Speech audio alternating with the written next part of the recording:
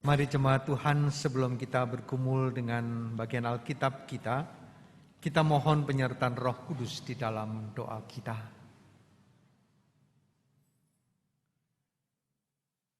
Ya Roh Kudus Tuhan, saat ini kami akan bergumul dengan bagian Alkitab yang kami akan baca dan renungkan. Urapi kami ya Tuhan, pribadi demi pribadi, agar di dalam pergumulan dan perenungan kami, apa yang kami baca tidak tinggal menjadi ayat-ayat Alkitab yang mati, tetapi melalui kuasa Roh Kudus Tuhan, apa yang kami baca boleh menjadi firman yang hidup. Dan biarlah melalui perenungan kami diundang untuk menuju bahagia. Dan bukan hanya kami, tetapi seperti yang kami hayati melalui nyanyian dari vokal grup Mana, semesta pun bernyanyi, memuji dan memuliakan nama Tuhan. Semesta pun boleh berbahagia. Tuhan, urapi kami untuk menjadi pelaku firman. Juga lidah bibir hamba Tuhan di dalam kelemahan, kekurangan dan ketidaksempurnaan ini.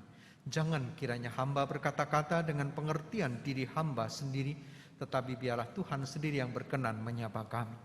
Bersabdalah Tuhan, kami siap mendengar. Kami berdoa di dalam nama Tuhan Yesus Kristus. Amin. Bagian Alkitab yang menjadi perenungan kita tertulis di dalam Injil Tuhan Yesus Kristus menurut Matius pasal 5. Matius 5 ayat 1 sampai ayat 12. Matius 5 ayat 1 sampai ayat 12. Saya akan bacakan untuk kita semua. Demikian tertulis. Ketika Yesus melihat orang banyak itu, naiklah ia ke atas bukit. Dan setelah ia duduk, datanglah murid-muridnya kepadanya. Maka Yesus pun mulai berbicara dan mengajar mereka, katanya, berbahagialah orang yang miskin di hadapan Allah, karena merekalah yang mempunyai kerajaan sorga. Berbahagialah orang yang berduka cita, karena mereka akan dihibur. Berbahagialah orang yang lemah lembut, karena mereka akan memiliki bumi. Berbahagialah orang yang lapar dan haus akan kebenaran, karena mereka akan dipuaskan. Berbahagialah orang yang murah hatinya, karena mereka akan beroleh kemurahan. Berbahagialah orang yang suci hatinya, karena mereka akan melihat Allah. Berbahagialah orang yang membawa damai, karena mereka akan disebut anak-anak Allah. Berbahagialah orang yang dianiaya oleh sebab kebenaran, karena merekalah yang mempunyai kerajaan sorga. Berbahagialah kamu, jika karena aku kamu dicela dan dianiaya, dan kepadamu difitnahkan segala yang jahat. Bersukacitalah dan bergembiralah, karena upahmu besar di sorga. Sebab demikian juga telah dianiaya nabi-nabi sebelum kamu. Demikianlah Injil Tuhan Yesus Kristus. Yang berbahagia ialah yang mendengarkan firman Tuhan dan yang memeliharanya. Haleluya.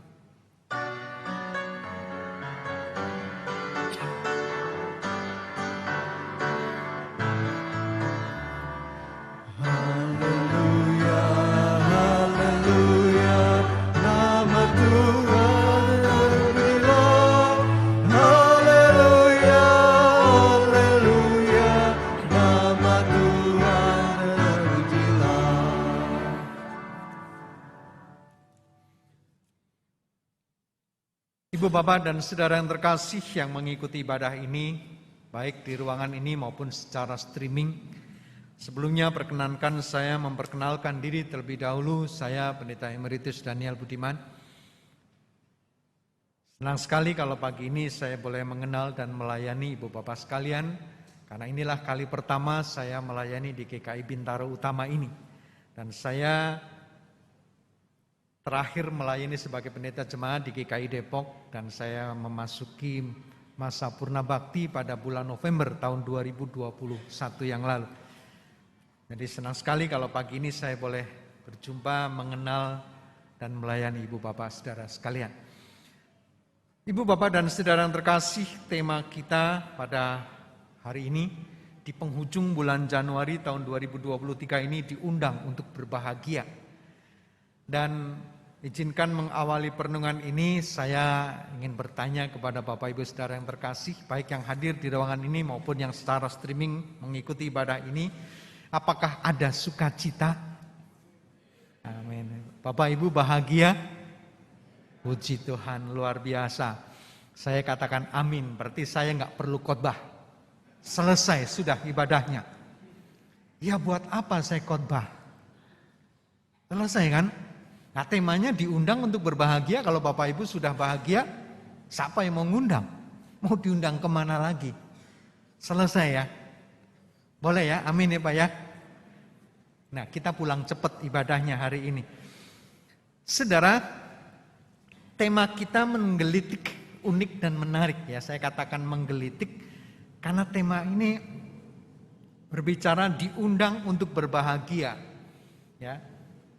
Mengapa saya katakan ini menggelitik dan menarik? Karena kalau ada kata diundang untuk berbahagia, artinya asumsinya saudara dan saya belum berbahagia. Kalaupun mungkin sudah ada bahagia seperti yang tadi dikatakan Bapak Ibu, kita mungkin diundang untuk lebih berbahagia lagi. Itu satu hal. Dan hal yang lain yang terkandung di dalam tema ini adalah diundang. Siapa yang mengundang? Dan mungkin pertanyaan yang lain adalah diundang untuk berbahagia, yang namanya bahagia itu yang kayak apa? Bila mana atau bagaimana yang disebut dengan bahagia itu? Dan masih banyak lagi pertanyaan-pertanyaan yang mungkin berkecamuk di dalam diri kita terkait dengan tema kita ini. Ya. Sehingga kalau boleh saya katakan tema ini menjadi unik dan menarik dan menggelitik karena saudara dan saya melalui tema ini diajak untuk menggumuli, menghayati dan merenungkan betapa saudara dan saya diundang untuk berbahagia. Dan satu hal lagi, melalui tema ini seakan-akan bahagia itu adalah sesuatu yang ada di luar kita yang harus saudara dan saya raih dan kejar untuk mendapatkannya. Tetapi benarkah kebahagiaan itu ada di luar kita? Ataukah jangan-jangan kebahagiaan sesungguhnya ada di dalam diri kita? Saudara dan sayalah yang diundang untuk menciptakan bahagia itu. Dan masih banyak lagi pertanyaan-pertanyaan yang mungkin penting untuk menjadi perenungan kita. Nah saudara, melalui tema ini saudara dan saya diajak untuk menghayati kembali, mempertanyakan kembali, mengevaluasi kembali apa sesungguhnya yang disebut berbahagia. Dan mengapa saudara dan saya harus diundang untuk berbahagia dan apa artinya diundang? Apakah supaya saudara dan saya menikmati kebahagiaan itu? Atau jangan-jangan kebahagiaan itu bukan milik saudara dan saya saja, tetapi juga bisa dirasakan oleh yang lain. Sehingga seperti dikatakan oleh nyanyian tadi, vokal grup Mana, mempersembahkan nyanyian yang menggugah kita. Yang perlu berbahagia bukan hanya kita, tetapi semesta pun bernyanyi. Dan bagaimana itu terjadi? Baik saudara, inilah yang menjadi problematika kita di dalam tema kita pada saat ini. Dan untuk itu saya akan memulai perenungan kita ini dengan sebuah pertanyaan yang paling mendasar di sana adalah apa sesungguhnya yang disebut dengan bahagia? Menurut saudara bahagia itu apa? Karena masalahnya ada di situ. Temanya kan intinya ada di situ. Saudara dan saya diundang untuk bahagia. Dan yang menjadi pertanyaan kalau begitu yang namanya bahagia itu apa? Nah, saudara, ketika kita membaca tentang ucapan bahagia seperti yang kita lihat di dalam Matius pasal 5 tadi, khususnya atau secara umum di dalam Injil-Injil, baik itu Matius maupun Lukas, karena kalau kita baca ucapan bahagia ini tidak hanya ada di dalam Injil Matius tetapi juga di dalam Lukas. Saya tidak akan mengajak kita untuk melihat secara mendalam perbedaannya ya, tetapi cukup sekilas saja dan kita mulai dengan pertanyaan apa itu bahagia. Kalau kita baca di sana saudara, bahagia di dalam konteks Injil yang kita lihat harus suka tidak suka kita harus terima kenyataan bahwa bahagia di dalam konteks Injil Lukas maupun Matius itu ternyata bukan sekedar perasaan kita. Bahagia itu bukan sekedar rasa sukacita, rasa gembira saja. Bukan hanya itu, nggak cukup itu. Jika gembira atau bahagia ini bukan rasa sukacita atau perasaan gembira, lalu apa itu bahagia? Nah, saudara, kalau kita perhatikan di dalam Injil Lukas maupun Matius di sana, kata bahagia ini harus kita pahami dalam rangka memahami bahagia ini. Kita harus melihat dan membaca kata bahagia ini, ungkapan bahagia ini, kita meletakkannya di dalam konteks pergumulan umat pada zaman Alkitab. Khususnya pada zaman Tuhan Yesus seperti yang kita baca ini, yaitu di dalam kerangka, di dalam konteks cara hidup dan relasi sosial masyarakat pada zaman Tuhan Yesus. Ya, seperti yang kita bisa baca di dalam Matius maupun Lukas ini. Nah, kenapa? Kata bahagia yang ada di dalam Injil Lukas, nah ini sedikit perbedaannya, saudara. Di dalam Matius maupun di dalam Lukas kita bisa melihat khotbah Tuhan Yesus tentang ungkapan bahagia ini. Di dalam Lukas kita bisa melihat di sana Lukas memiliki bentuknya yang lebih asli. Kenapa saya katakan asli? Karena di dalam Lukas ungkapan bahagia itu adalah berbahagialah engkau yang lapar. Siapa itu? Orang yang lapar beneran karena kurang makan, nggak bisa punya akses ke makanan. Maka itu yang disebut lapar menurut Lukas. Tapi bagaimana dengan Matius? Beda. Matius mengatakan di sana berbahagialah mereka yang lapar, ya, berbahagialah mereka yang miskin di hadapan Allah, kemudian mereka yang lapar dan haus akan kebenaran, kan begitu, ya. Ini Matius. Di sana kita merasakan ada nuansa seakan-akan Matius sedikit merohanikan kata bahagia tadi, ya. Khotbah Tuhan Yesus di bukit tentang bahagia ini sedikit berbeda antara Matius dengan Lukas. Kenapa? Karena konteks audiensnya beda. Pembacanya Lukas ya orang yang lapar, lapar beneran, miskin, miskin beneran. Tetapi pada kenyataannya Matius enggak. Pembacanya Matius ini adalah pada kenyataannya mereka tidak miskin, mereka tidak lapar, dan mereka tidak sedang menangis. Nah, itu sedikit perbedaannya, saudara. Namun saudara, di antara perbedaan itu satu hal yang penting menjadi perhatian kita adalah kata kuncinya terletak pada kata miskin. Di sini biang keroknya. Nah, tetapi juga sekaligus muncul pertanyaan yang namanya miskin di dalam Injil Matius maupun Lukas ini, apa yang disebut miskin? Apa itu miskin? Ternyata di sana yang kita jumpai saudara, miskin bukan semata-mata ketiadaan secara ekonomi, tetapi sebuah sikap kebergantungan yang mutlak pada belas kasihan pihak lain, baik itu Tuhan maupun manusia. Jadi yang namanya miskin di dalam Injil itu memiliki pengertian bukan persoalan ekonomi. Tetapi yang namanya miskin adalah mereka yang hidupnya sangat bergantung pada belas kasihan, pada kebaikan Tuhan maupun kebaikan manusia lain. Ya, mengapa begitu? Karena mereka tidak punya akses terhadap aspek-aspek yang bersifat religius, spiritual atau hidup-hidup keagamaan. Nah, itu yang disebut miskin. Jadi batasannya sangat luas. Kalau dalam pengertian kita yang namanya miskin ya pengemis yang hidupnya pada ambang-ambang atau pada batas-batas garis-garis kemiskinan, itu disebut miskin.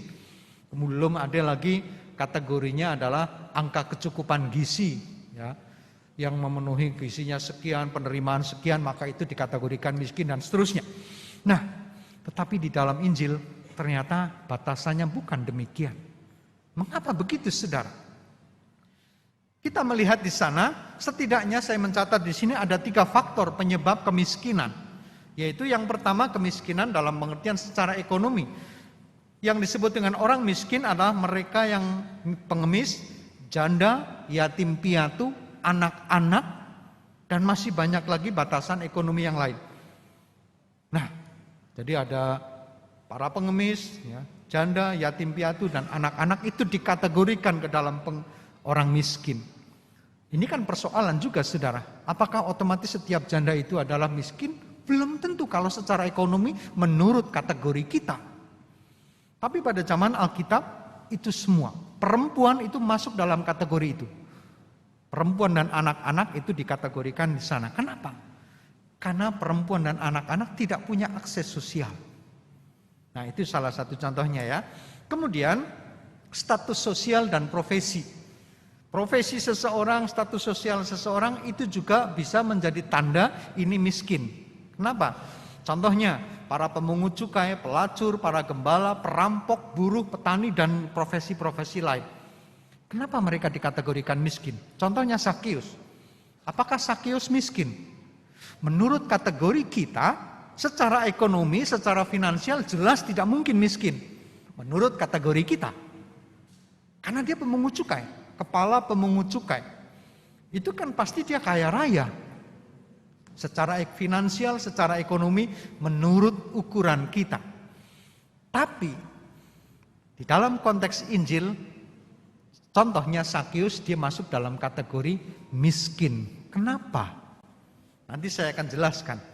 Ya, karena profesinya, karena pekerjaannya dia dikategorikan miskin. Sekali lagi, miskinnya bukan secara finansial menurut ukuran kita, tapi dia dikategorikan miskin, ya. Kemudian orang yang memiliki kondisi fisik tertentu, orang sakit kusta, orang sakit yang menahun, gangguan jiwa, bisu tuli dan seterusnya.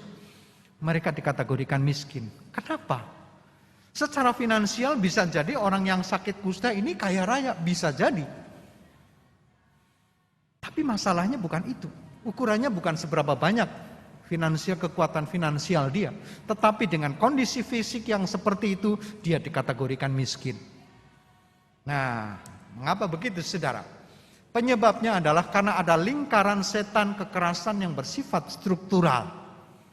Ya, karena ada kondisi sosial kemasyarakatan tertentu yang mengkondisikan mereka, mengkategorikan mereka sebagai miskin. Nah, berarti batasannya tentunya beda dengan yang kita pahami. Nah, saya akan jelaskan apa yang disebut dengan lingkaran setan, struktur kekerasan di sini. Nah, kita mulai dari kata miskin di sini. Semoga kebaca di sana ya, saudara. Miskin seperti yang kita pahami tadi, kategorinya ternyata banyak banget. Nah, ketika orang itu miskin, baik itu secara ekonomi, secara karena fisiknya, karena profesinya, status sosialnya dan segala macam, maka orang yang disebut miskin ini membuat mereka dikatakan sebagai orang najis dan orang berdosa.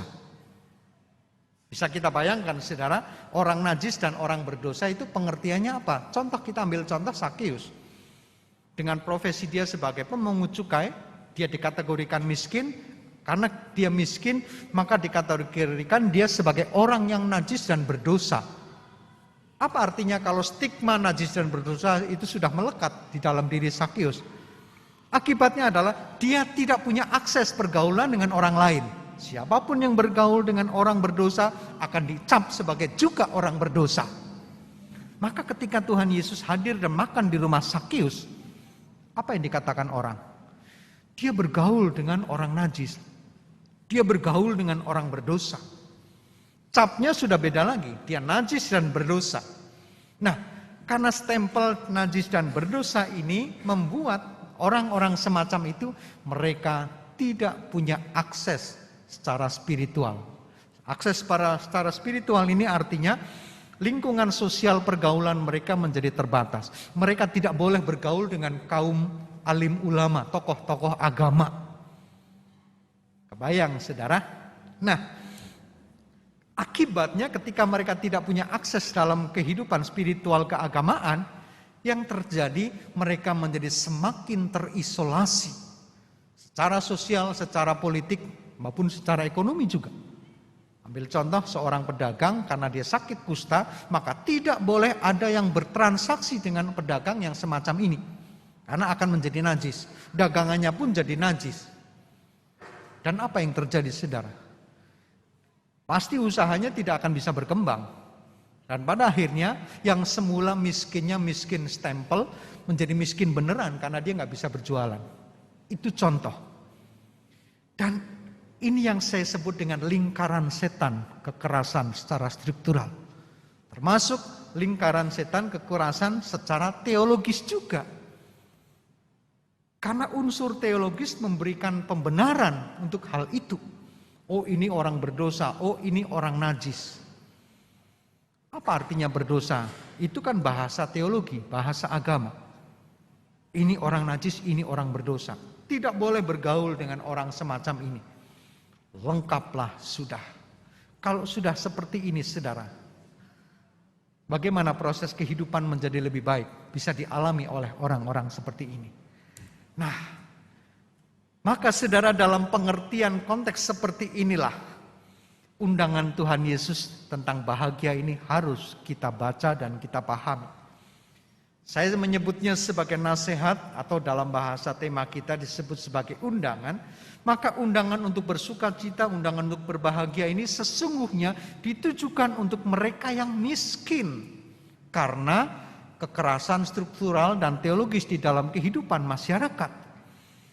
Undangan ini ditujukan untuk mereka. Kenapa? Karena ruang lingkup orang-orang seperti ini menjadi sangat terbatas. Mereka tidak bisa kemana-mana. Jangankan dalam relasi sosial, relasi dengan Tuhan pun menjadi tidak mungkin dilakukan. Lalu bagaimana mereka bisa menjadi lebih baik? Bagaimana pengampunan, bagaimana pertobatan itu bisa terjadi? Tidak mungkin. Nah, ini yang saya maksudkan dengan lingkaran kekerasan. Nah, saudara, dengan kekerasan semacam ini, kekerasan struktural dan teologis yang ada, maka yang tercipta di sana adalah kebuntuan. Kebuntuan yang saya maksudkan adalah tertutup sudah kemungkinan mereka untuk mengalami transformasi kehidupan. Dosa ya sudah selesai dosa, sampai mati dia akan disebut sebagai dosa. Buntu. Nah, maka di dalam konteks pengertian seperti inilah yang namanya penebusan. Itu kita pahami. Kenapa? Penebusan itu berarti harus ada yang berani ambil resiko. Masuk dan memutus rantai kekerasan itu. Nah, dan itulah yang dilakukan Tuhan Yesus. Ya. Nah, karena kebuntuan ini maka menghasilkan keputusasaan. Keputusasaan di sini adalah mereka merasa tidak berguna dan gak ada harapan lagi untuk hidup. Ya sudah, mereka akan berkecimpung dengan dosa-dosanya terus selama-lamanya sampai mati. Karena gak ada lagi pintu pengampunan di sana. Kenapa tidak ada pintu pengampunan? Karena akses menuju ke pengampunan itu sudah ditutup. Sangat luar biasa. Lalu bagaimana pengharapan itu bisa ada? Nah, sehingga tidak ada harapan, seakan-akan segala sesuatunya menjadi gelap. Nah, dalam kondisi seperti inilah ucapan Tuhan Yesus tentang bahagia, undangan bahagia yang Tuhan Yesus maksudkan di dalam Injil Matius khususnya, itu ditujukan untuk konteks masyarakat yang seperti ini kehidupannya. Siapa yang disebut bahagia dalam konteks ini? Maka yang disebut bahagia adalah orang yang hidupnya bergantung mutlak dengan belas kasihan. Belas kasihan Tuhan dan belas kasihan orang lain. Inilah yang disebut bahagia. Karena mereka diberikan kesempatan oleh Tuhan, mereka diundang untuk mengalami pengampunan transformasi hidup itu. Karena menurut ukuran manusia itu tidak mungkin. Saya meminjam istilahnya, bahasanya Rasul Paulus di dalam surat Korintus, 1 Korintus yang sesungguhnya menjadi bagian dari bacaan kita pada hari ini. Tapi kita membatasi karena kondisi pandemi ini kita tidak membaca surat 1 Korintus 1. Meminjam istilah Paulus mengatakan di sana, inilah yang namanya hikmat Allah dan hikmat manusia. Menurut hikmat manusia tidak ada lagi kemungkinan untuk pertobatan. Tetapi menurut hikmat Allah itu mungkin. Kenapa? Karena di dalam Yesus dia mengambil, meraih, memutus rantai kekerasan itu. Karena satu-satunya kesempatan untuk menjadi lebih baik adalah melalui pengampunan. Nah, kemudian yang disebut berbahagia adalah mereka yang tidak kehilangan pengharapan. Karena keterbatasan akses sosial dan teologis seperti ini, di mana mereka tidak membuat mereka kehilangan arah dan nilai kehidupan. Nah, dan kemudian terlewat tadi. Dalam situasi yang demikian yang disebut berbahagia adalah orang itu tetap membawa damai. Membawa damai itu berarti memiliki hidup yang berorientasi bukan pada dirinya sendiri, tetapi berdampak, membawa hidup yang berdampak pada hidup bersama dengan orang lain. Nah, inilah yang disebut bahagia dan yang dimaksudkan di dalam Matius 5 yang disebut berbahagia adalah orang yang semacam ini. Yaitu orang yang hidupnya bergantung mutlak dengan belas kasihan Tuhan. Orang yang tidak kehilangan pengharapan di dalam situasi yang semacam ini. Dan orang itu tetap membawa damai. Artinya tetap menyadari bahwa hidupnya masih punya arti bagi di hadapan Tuhan. Sehingga Matius tadi mengunci dengan kata-kata di bagian akhir dia mengatakan, karena upahmu besar di sorga. Ketika orang bisa tetap memiliki kekuatan untuk itu. Kekuatan kesadaran untuk bertransformasi di dalam kehidupan. Nah, jadi saudara, dalam pengertian inilah ucapan bahagia ini kita pahami. Hidup adalah sebuah proses transformasi. Apa itu transformasi? Transformasi yang saya maksudkan di sini adalah bahwa di dalam kehidupan ini tidak ada sebuah apapun proses yang bersifat seketika atau instan. Tapi pengalaman hidup adalah sebuah proses transformasi. Dan yang dimaksudkan dengan transformasi adalah sebuah proses perbaikan ke dalam kehidupan yang lebih baik. Nah, di dalam pengertian inilah tema ini kita pahami. Saudara dan saya diundang untuk berbahagia, itu berarti adalah ketika saudara dan saya diundang untuk mengalami proses transformasi kehidupan. Saudara dan saya diundang untuk berbahagia bukan semata-mata mengalami dan merasakan sukacita kebahagiaan itu saja untuk diri kita. Tetapi bagaimana kita juga diundang untuk hadir membawa sukacita dan damai bagi sesama kita. Saudara, saya ingat saya mengenal, saya pernah berbincang dengan salah seorang bapak. Mohon maaf dengan segala hormat saya akan menyebut namanya. Jika ada di ruangan ini atau yang mengikuti secara streaming mengenal orang yang saya maksudkan, saya menceritakan dengan segala respek dan hormat dan penghargaan kepada yang bersangkutan. Karena apa yang disampaikan itu menjadi kesaksian yang luar biasa. Bagi saya pribadi maupun juga kepada jemaat yang saya menceritakan, men-sharingkan pengalaman itu.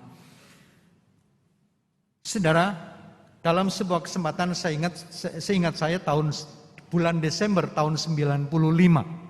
Saya lupa mungkin sekitar bulan Desember 95 atau 94. Saya lupa sekitar tahun-tahun itu. Saya berjumpa dalam sebuah kesempatan dengan seorang bapak bernama Bapak Sucipto Danukusumo. Beliau adalah mantan Kapolri, ya, Jenderal Polisi Sucipto Danukusumo. Beliau menceritakan bagaimana pengalaman beliau secara langsung. Karena ketika itu saya sedang berbincang dengan almarhum Pendeta Hamakonda. Dan kemudian ada Pak almarhum Pak Cipto. Dan beliau menceritakan. Ceritanya begini saudara. Beliau mengatakan bahwa dulu saya melarang istri saya ikut Tuhan Yesus. Jangankan ikut Tuhan Yesusnya. Kalau istri saya mau berdoa pun dia harus masuk WC. Supaya saya nggak tahu. Sehingga istri saya secara diam-diam dia tetap mengikut Tuhan Yesus.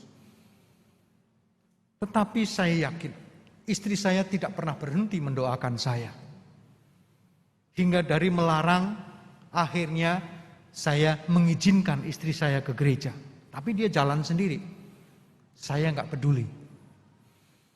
Dan saya yakin selama itu istri saya selalu mendoakan saya. Hingga akhirnya saya nggak tega. Saya nganter istri saya ke gereja. Tapi saya hanya ngedrop. Dan saya percaya selama itu pula istri saya tidak henti-hentinya mendoakan saya. Hingga akhirnya saya nganter dan nungguin di gereja. Tapi saya belum masuk. Hingga singkat cerita sampai pada satu saat saya ikut masuk dan bahkan pada satu saat pula saya yakin istri saya mendoakan saya dengan amat sangat dan Tuhan memanggil saya dibaptis. Saudara tahu? Dia katakan begitu.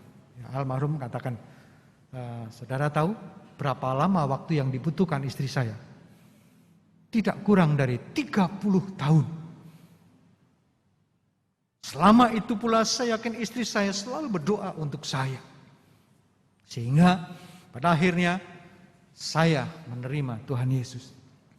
Dan disitulah istri saya, kami sekeluarga merasakan sukacita yang tidak pernah kami bayangkan sebelumnya. Saya bisa merasakan dan melihat wajah sukacita itu pada diri istri saya. Bagaimana gigihnya perjuangan. Tanpa perlu sepatah kata pun dia mengatakan apapun, tetapi saya yakin dia berdoa untuk saya.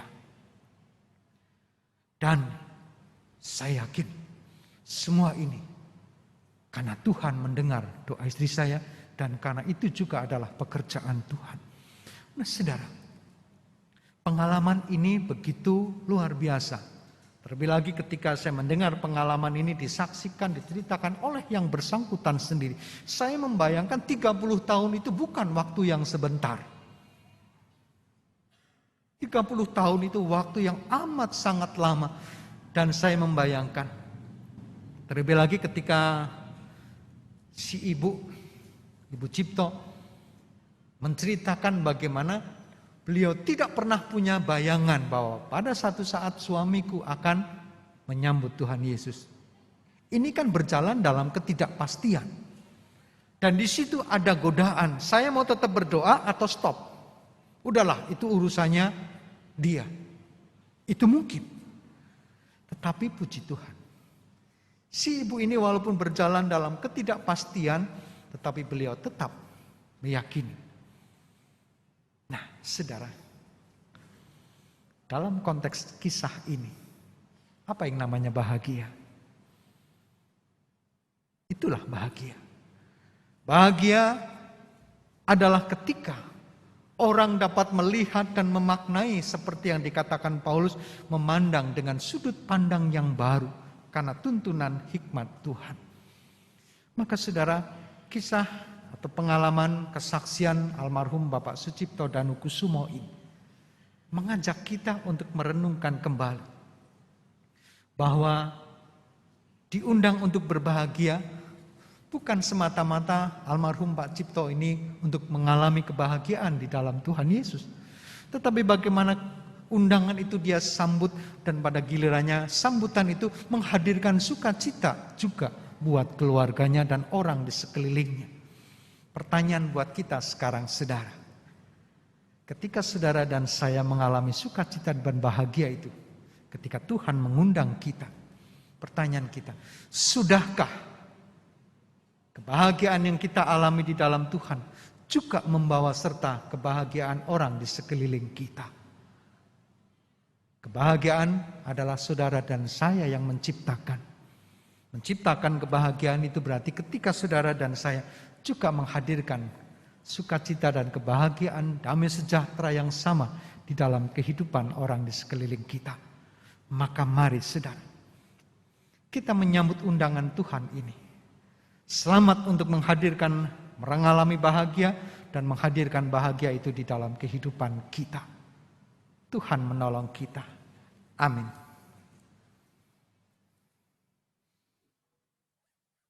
Saat hening untuk kita sekalian.